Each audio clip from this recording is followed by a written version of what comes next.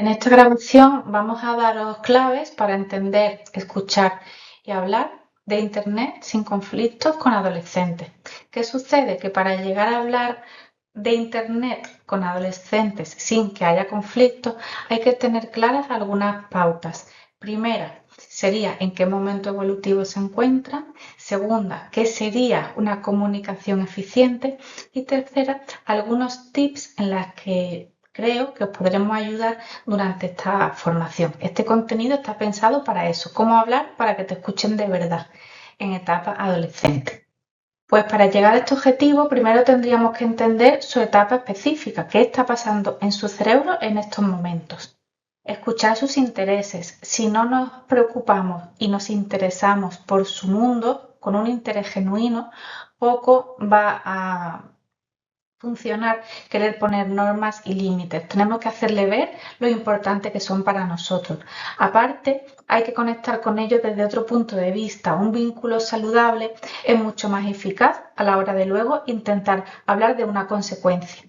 Y bueno, y para que te escuchen de verdad, aparte de todo esto que acabo de comentar, también tenemos que aprender algunas técnicas de comunicación un poco más específicas. La mente adultocentrista. ¿Qué sería esto específicamente?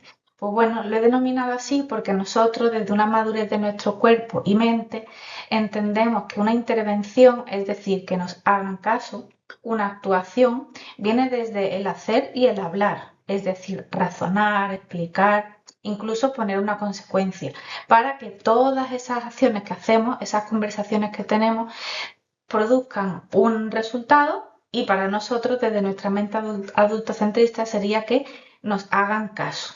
Esto en la adolescencia no funciona específicamente así. En la adolescencia para obtener resultados tenemos que focalizarnos en lo que son los procesos. El proceso sería acompañar al adolescente en el estar, en el momento y en el sentir. También acompañar al adolescente sería saber un poco de su neurobiología. Y si sabemos de su neurobiología y además acompañamos en el estar y en el sentir, sí que vamos a tener una oportunidad para el cambio y ello obtendrá resultados en nuestra comunicación. Para todo esto vamos a actualizar una serie de contenidos o de formación que creo que es interesante para los padres, madres, educadores que nos están escuchando y quieren mejorar la comunicación con sus hijos en el ámbito de Internet, pantallas, videojuegos, todo esto que suele conformar bastante conflictos en casa. Bueno, la primera noticia sería que a día de hoy hay un consenso científico actualmente en el que nos comentan que la adolescencia concluye alrededor de los 25 y los 30 años. Nada que ver con lo que sucedía en generaciones anteriores, que no teníamos esta información. ¿Cuándo se da por completa la juventud, es decir, esa adolescencia? ¿Cuándo se da por terminada? Entre esos 25 y 30 años se produce el fenómeno de maduración completo cerebral de lo que se llama las funciones cognitivas. Al completarse todas estas funciones cognitivas, el cerebro en sí alcanza su madurez general. ¿Y qué son las funciones cognitivas? A continuación os explico las más relevantes. Las funciones ejecutivas serían habilidades que se encuentran en esta zona, en la zona frontal de nuestro cerebro, y entre ellas la más interesante para educar y para conocer al adolescente que tenemos en casa sería saber que ahí se encuentra el autodominio, la capacidad de atención sostenida, la planificación, la resolución de problemas complejos, la voluntad, la memoria de trabajo y la flexibilidad de pensamiento. Esto dicho así puede resonar a habilidades que todavía no están en su completa maduración, pero en el día a día por sí mismas y unidas pueden llevar a no saber que esto existe bastantes complicaciones en la convivencia. El autodominio sería tener esa fuerza de voluntad para hacer lo que quiere. A veces confundimos esa voluntad con la actitud. Pueden tener una voluntad en el querer hacer, pero luego no gestionan sus emociones a nivel interno para llegar a completar una tarea. Otro de los ejemplos puede ser la memoria de trabajo. La memoria de trabajo en los adolescentes es limitada. Si le damos muchas instrucciones seguidas, no suelen registrar toda esa información. No es que no nos escuchen o no nos hagan caso, es que no son capaces biológicamente aún de registrar toda esa información que los adultos solemos darle de golpe. Además de que las funciones ejecutivas están en plena maduración, se produce en su cerebro, en su cerebrito, lo que llamamos la poda sináptica. La poda sináptica es un proceso neurobiológico y a su vez fisiológico en el que el cerebro, digamos, se encuentra en una etapa de decisión. ¿Qué habilidades ha necesitado hasta ahora y las consolida? ¿Qué habilidades no ha necesitado hasta ahora o ya no las usa? Y las va diluyendo para que así, a nivel de eficiencia cerebral, las conexiones más útiles para el individuo persistan y las que no son útiles, funcionales, se vayan eliminando. Todo esto no es un proceso de un día, es un proceso de varios años. Por eso a veces están un poco como más distraídos, como si tuvieran a nivel un símil tecnológico varias aplicaciones abiertas a la vez y el teléfono se ralentiza, o cuando intentamos instalar una aplicación y hay una actualización pendiente, les cuesta esa parte de optimizar recursos. Esto es algo también biológico que se llama la poda sináptica. Además, dentro de lo biológicamente conocido en la adolescencia, también encontramos el tema de las hormonas. Hay una específicamente que es muy interesante comentarla como anécdota. Los humanos adultos también segregamos la hormona que se llama tetrahidropregnenolona. Lo que sucede es que la misma hormona, específicamente en un organismo adolescente, en un chaval joven, actúa de forma totalmente diferente. Esto nos suele hacer reflexionar sobre cómo una misma sustancia química, como al final puede ser una hormona o física, pues produce comportamientos diferentes. Los adolescentes no tienen la misma tolerancia al estrés que nosotros y muchas veces en una situación estresante esa misma hormona a nosotros actúa como relajante y ansiolítico y a ellos en esa misma situación les dispara los niveles de ansiedad. Entonces, claro, vemos que poco a poco se le va complejizando la ecuación. Estábamos hablando de las funciones cognitivas que no están maduras, esa poda sináptica, las hormonas le afectan de manera diferente y además entra en escena lo que se llama secuestro de la amígdala. La amígdala es la encargada de las reacciones automáticas y de impulsividad. Es una zona muy pequeñita que tenemos en el cerebro, pero realmente muy importante. ¿Por qué se llama secuestro de la amígdala? Pues es cuando la persona no tiene capacidad para gestionar sus recursos cognitivos. Diríamos que está en plena ebullición emocional. La amígdala coge ese mando del cerebro y no permite razonar y parar ese comportamiento. Es como que se queda bloqueado, se queda secuestrado. Esto sucede. ¿Y cómo podemos reconocerlo? ¿Cómo podemos reconocer un secuestro amigdalar? Pues es cuando la emoción ciega y el pensamiento racional está totalmente desplazado. Esto también pasa en los adultos, pero en adolescentes es más evidente y más frecuente. Aquí se bloquea la inhibición de conductas. Por ejemplo, no pueden no gritar. Aunque la persona tenga esa voluntad de no gritar, no pueden hacerlo. No pueden no hacerlo. Y también se reconoce cuando baja ese secuestro amigdalar, ya cuando la adrenalina llega a sus niveles neutros, es decir, extingue esa actitud, ese comportamiento, suelen arrepentirse. Pues esta es una ilustración, este perfil yo lo recomiendo, se llama Adolescencia Positiva y te explica las cosas de manera muy sencilla en redes sociales. Cuando me hablas y estoy emocionalmente activado, no te escucho porque literalmente no puedo. Es un buen ejemplo para visibilizar lo que es el secuestro amigdalar. No es que no nos quieran escuchar, es que no pueden ocuparse de esos recursos de razonar y escuchar. ¿Qué se recomienda? Pues bueno, en esos momentos lo mejor es no intervenir, porque cualquier intervención de hablar, intentar que se tranquilice o intentar razonar va a caer en saco roto. Cuando desde fuera un adulto observa que su adolescente está en plena ebullición, en pleno secuestro amigdalar, lo recomendable es aplazar la conversación para cualquier otro momento. Y por último, otro dato interesante que tenemos que conocer es que ellos escuchan más la voz de los iguales. Este dato se reconoce hace poco, no salió hace mucho esta información. En la Universidad de Stanford y otras universidades después lo han replicado, han podido comprobar que alrededor de los 12 años el cerebro en esa poda sináptica empieza a favorecer y priorizar otras voces, otros mensajes, se va desconectando esa parte importante de capacidad de influencia que tenía la familia y se van conectando más a la esfera social. Esto, bueno, pues viene un poco a reflejar lo que antes se decía y se sigue diciendo en todas las casas de, pero si ya te lo había dicho. Pues bueno, esto tiene su explicación biológica y es que sus antenas de atención se van diversificando y empiezan también a hacer más caso o poner más en un primer plano lo que le dicen otras personas que no sean el entorno cercano y en este caso pues los padres. Por tanto, podríamos ir determinando que si actualmente el adolescente que tenéis en casa tiene su cerebro en construcción, no ha terminado su proceso evolutivo, está en plena poda sináptica, de vez en cuando sufre algún secuestro amigdalar y hace su aparición la hormona tetrahidropregnenolona, pues la operación se va complejizando.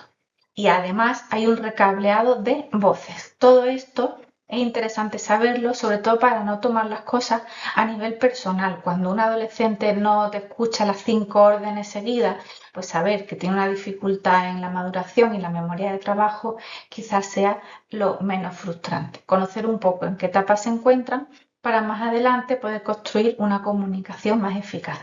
Y ahora, pues voy a comentaros un poco una parte más práctica. Esto sería como la teoría de qué les pasa en este momento y vamos a ver otra serie de conceptos. Interesante. Antes de pedir algo a tu adolescente, ¿qué es lo que suelo recomendar? Pues la primera pregunta, ¿puede hacer lo que le estoy pidiendo? ¿Puede hacer, por ejemplo, esas 5 tareas pendientes que le acabo de decir, las 5 seguidas? Hay cosas que están fuera de nuestro control y hasta que la biología no, perdón, hasta que la biología no termine de hacer su trabajo, pues al final hay cosas que no vamos a poder adelantar por mucho que queramos. Entonces, tener una serie de mantras o hashtags puede ayudar a identificar esas situaciones y bajar nuestro nivel de frustración, como por ejemplo, no es personal, es cerebral o todo pasa como llega. Todo pasa, todo llega. Por ejemplo, el tema de la paciencia. Hay una definición que yo escuché y siempre intento parafrasearla porque la definición sobre la paciencia es cómo me trato yo mientras pasa lo que yo quiero que pase. Entonces, entrenar esa paciencia como padres, entender que es parte de un proceso y que no es cerebral, o sea, que no es personal, sino que es cerebral, es algo más que interesante para contribuir al bienestar de la familia. La segunda pregunta sería, ¿yo lo hago? Es decir, ahí sí tengo el 100% de mi control.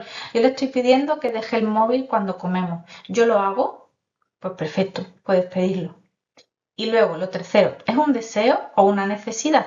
Esto es interesante trabajarlo a nivel familiar porque muchas veces nos pasamos el día haciendo peticiones pues de cosas que realmente no son necesidades, que son deseos. Entonces, si el adolescente está continuamente recibiendo órdenes, pautas, instrucciones y normas, al final el oído es como que se le cierra. Entonces, aquí es un trabajo adulto en el que tenemos que saber un poco priorizar qué vamos a pedir, basarnos primero en pedir necesidades y cuando eso esté cubierto, pues quizá dar el salto y pedir los deseos, pero sobre todo pedir las necesidades, porque toda la vez no se puede, nuestra energía es limitada.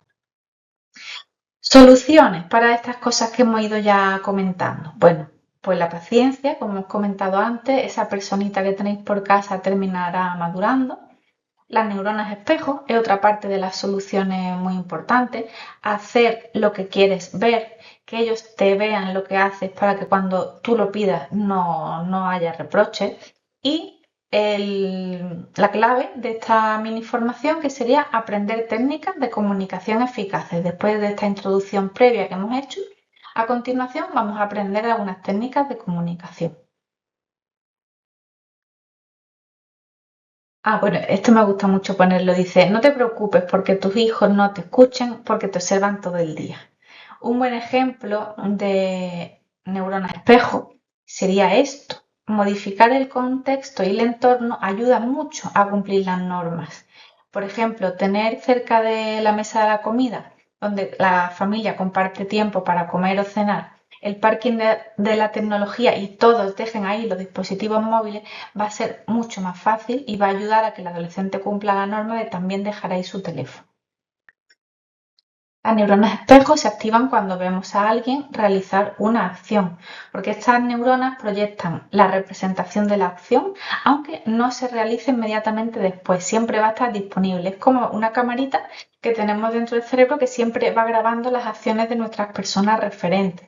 Sabemos que los hijos de las personas que fuman, si los padres fuman, es más probable que el hijo fume. Y las soluciones, vuelvo a retomar, la paciencia terminará madurando, las neuronas espejo, sé ejemplo, y a continuación sí que empezamos con las técnicas de comunicación eficaces. Bueno, parte 1. ¿Cómo llegar a ese núcleo de conversación importante?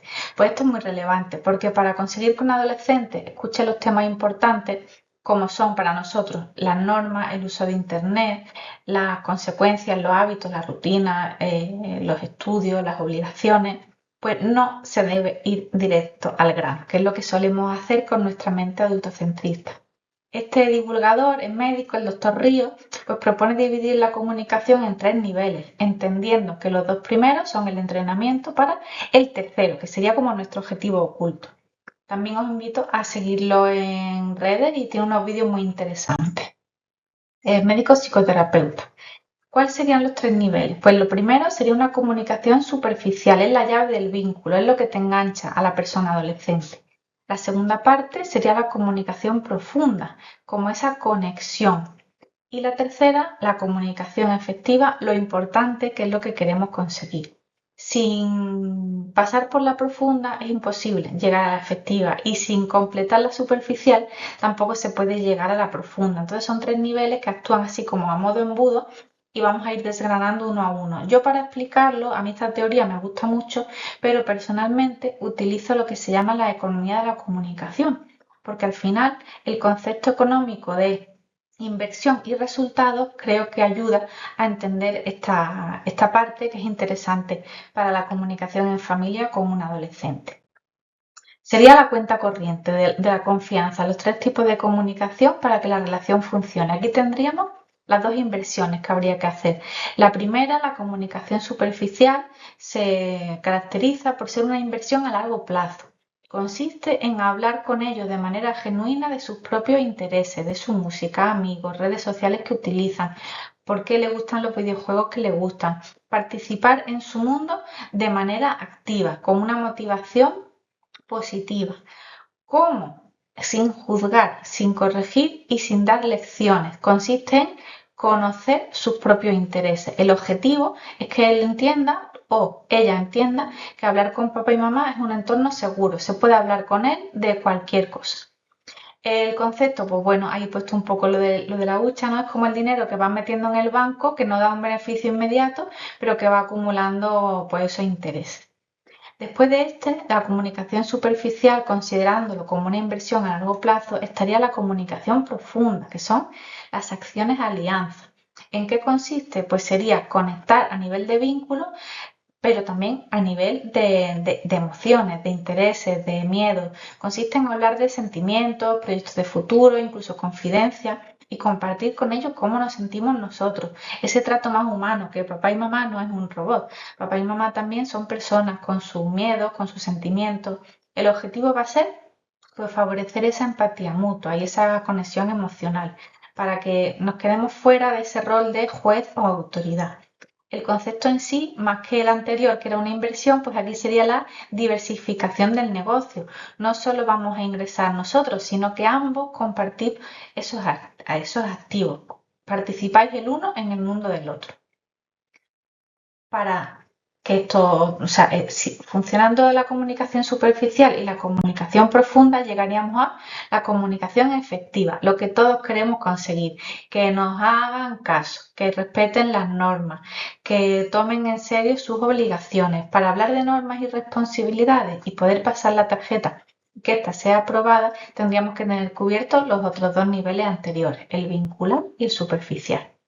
Pues, ¿en qué consistiría el pago de facturas en esta comunicación efectiva? Básicamente en conversaciones directas sobre normas, límites, responsabilidades, estudios y, por supuesto, el uso de tecnología.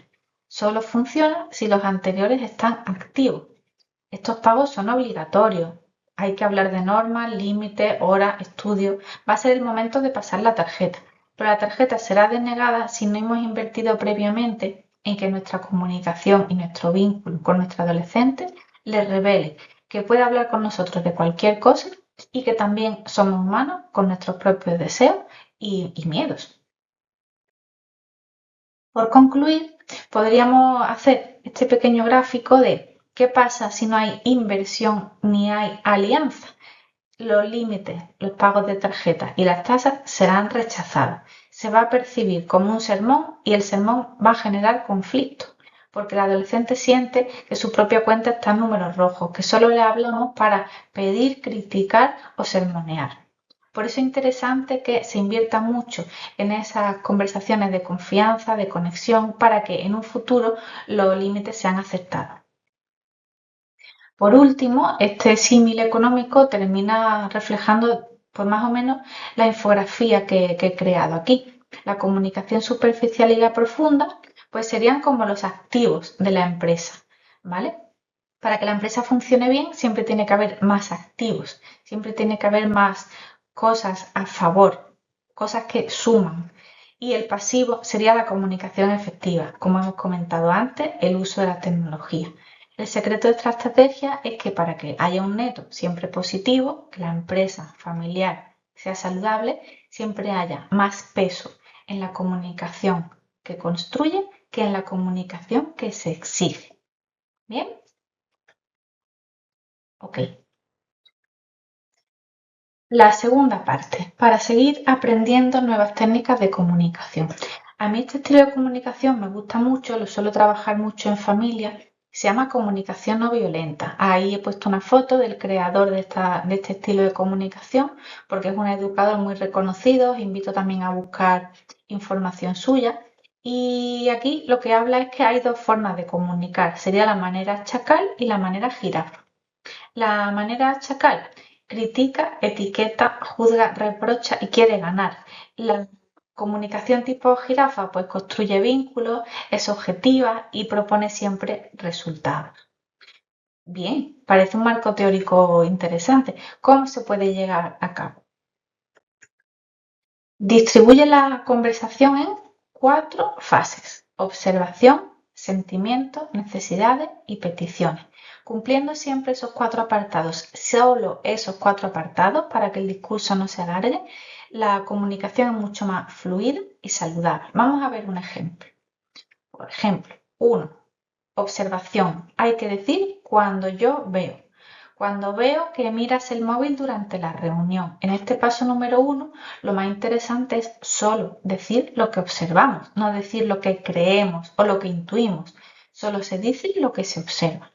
En el segundo paso, hablar de los sentimientos. Ahí sí que tenemos que hacer ver al otro cuál es nuestro mundo interior. Pues me siento molesto, me siento triste o me siento defraudado. Si no lo verbalizamos, el interlocutor no sabe cuáles son nuestras sensaciones internas. El tercero sería detectar nuestras propias necesidades.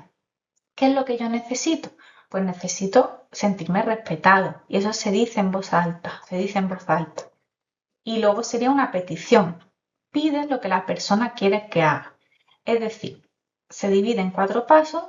Solo 4 pasos, no hay que extenderse en el mensaje en el que se dice: cuando veo que miras el móvil, me siento molesto porque quiero sentirme respetado, por favor, apaga el móvil durante la reunión, por ejemplo, ¿vale? Este tipo de comunicación es muy eficaz, solo requiere un poquito de entrenamiento. Un ejemplo muy de casa, ¿no? Vemos a una madre que entra a la habitación porque quiere hablar de las normas y el uso de Internet y el adolescente se cierra en banda. Aplicando estos 4 pasos, observación, sentimiento, necesidad y petición, el ejemplo debería acabar algo así, una petición similar a: ¿estarías dispuesto a quitarte los cascos 5 minutos para que lleguemos a un acuerdo de cómo gestionar el wifi? ¿O prefieres que busquemos otro momento antes de la cena para hablarlo tranquilamente? Esa sería la petición final. Para hacer esa petición final, habiendo cumplido los 4 pasos de la comunicación no violenta, vamos a observar 1, 2 y 3 en el siguiente ejemplo. Cuando entro a tu habitación para hablar sobre el horario del uso de Internet, veo que te pones los cascos, mira la pantalla y me dices déjame en paz. Siempre en este paso número 1 hay que describir el comportamiento. Cuando pasa esto, yo me siento frustrada, preocupada y un poco distante de ti. Manifestamos nuestros sentimientos. Para mí es importante garantizar tu bienestar y descanso y sobre todo sentir que en esta casa nos comunicamos con respeto, expresamos nuestra necesidad. Y por último, él estaría dispuesto a quitarte los cascos o prefieres que hablemos esta noche antes de la cena. Cuando se traslada una petición y se le da una opción a elegir, es interesante que se concrete en el tiempo. No funcionaría decir, ¿prefieres quitarte ahora los cascos y escucharme o que hablamos otro día? No, es mejor concretar en ese momento qué dos opciones le damos, ahora o cuándo. Lo que no habría que decir, lo que diría un chacal. El chacal, como comenté antes, dice juicio, emite etiquetas, culpa a los demás de las emociones y además pide deseos, no necesidades universales. Por ejemplo, pasas de mí, eres un maleducado y siempre que intento poner límites te pones a la defensiva. O tú me haces sentir ignorada y despreciada.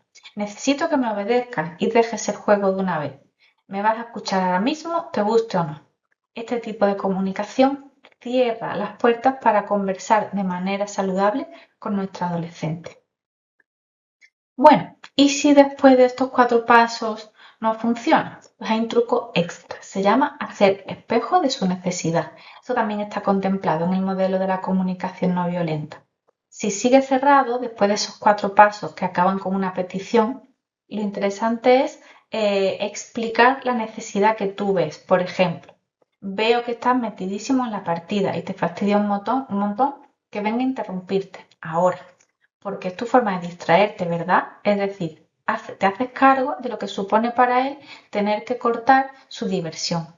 Entonces, una vez que el adolescente entiende que tú le estás entendiendo, pues quizás la resistencia baja drásticamente. Repito, estos serán las cuatro fases de la comunicación no violenta: observación, explicar los sentimientos, trasladar tus necesidades y hacer una petición concreta. El último ejemplo que vamos a ver es una familia que están comiendo. En esta familia hay una norma de dejar la tecnología en el parking de la tecnología, que está aquí al lado de la mesa del salón. Y durante las comidas todo el mundo deja los dispositivos en la zona del parking de la tecnología. En este caso, la adolescente no ha cumplido la norma. Entonces, ¿qué le podría decir, por ejemplo, el padre? Observo que estás con el móvil en la mesa. Solo estamos observando eso. Me siento preocupada y distante.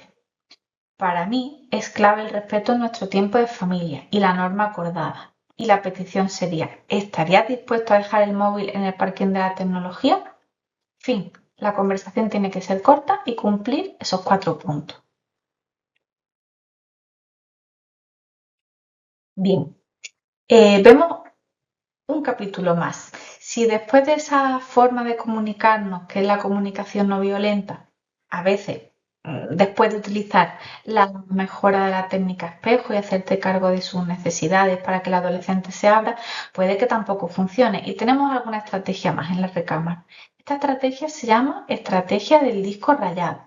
Hace que la comunicación sea asertiva, firme y afectiva. ¿En qué consiste esta estrategia? Pues consiste en repetir la norma sin agresividad. Evita la confrontación, no se trata de discutir ni de entrar en nuevas argumentaciones. El mensaje tiene que ser breve y constante, siempre se repite la misma frase y tiene que evitar justificaciones, dar explicaciones nuevas, ofrecer al interlocutor otros argumentos para debatir. ¿Cómo sería un ejemplo de la estrategia del disco rayado? Pues sería así. Hay que aplicar el límite y decirlo claramente. Tiene que ser una frase corta y directa. Consiste en repetir siempre la misma frase, ignorando los desvíos. Valida la emoción ajena, pero vuelve a recordar ese límite. Y esto hará que evitemos la confrontación. En el ejemplo anterior sería: la adolescente se mosquea y se queja de que es injusta esa norma, que por qué tiene que cumplirla y demás. Pues el disco rayado sería siempre repetir algo similar a: entiendo tu postura, pero la norma es comer sin pantalla. comprendo que estés enfadado, pero en esta casa lo hacemos así. Esa sería la parte de disco rayado. Mantras que nos pueden servir, frases tipo tu padre y yo lo hemos decidido así, lo siento, es una norma familiar, lamento que no te guste, nuestra decisión, o aquí está el límite, no se puede más. La estrategia disco rayado siempre sería repetir esta norma de manera clara y tranquila, hasta que la otra persona deje de insistir. Esto tiene que tener una aplicación ética, no sirve para poner límites, sirve para sostenerlo, hay que usarlo con responsabilidad. Lo que hace es buscar acuerdos, abre el espacio de negociación mutua en un futuro, pero en ese momento se recuerda la norma. ¿Cuándo parar? Pues hay que mantener un tono de voz y postura calmada. Si ves que la otra persona se frustra físicamente, la situación escala, hay que posponer la conversación, como hemos dicho antes con el secuestro amigdalar. Bueno, y vamos terminando porque para mantener los límites, además de tenerlos claros a nivel familiar, comunicarlos de manera asertiva, introducir la comunicación no violenta y sobre todo tener el tip de la técnica del disco rayado, también hay que ampliar horizontes, hay que limitar el uso de la tecnología en espacio, en tiempo, pero sobre todo hay que ampliar horizontes, hay que buscar momentos en el que todos estemos sin pantalla, hay que buscar actividades más al aire libre, más partícipe de ejercicio y aficiones, en ver películas en familia, jugar a juegos de mesa, hacer actividades que a ellos les interesen. No podemos solo limitar y limitar, hay que ofrecer unas alternativas. Resumen 1 sería: prioriza, tu energía es limitada. Conoce la adolescencia porque no es personal, es cerebral. Paciencia, los procesos cuestan. Entrena la comunicación no violenta. Los límites tienen que ser claros y firmes. Si hace falta, argumenta, pero si no, usa la técnica del disco rayado. Si no se puede con todo, pide ayuda profesional. Pedirle multiplicará tu poder. Y el resumen número 2, recordar el bloque biológico del principio, hay que entender el cerebro adolescente.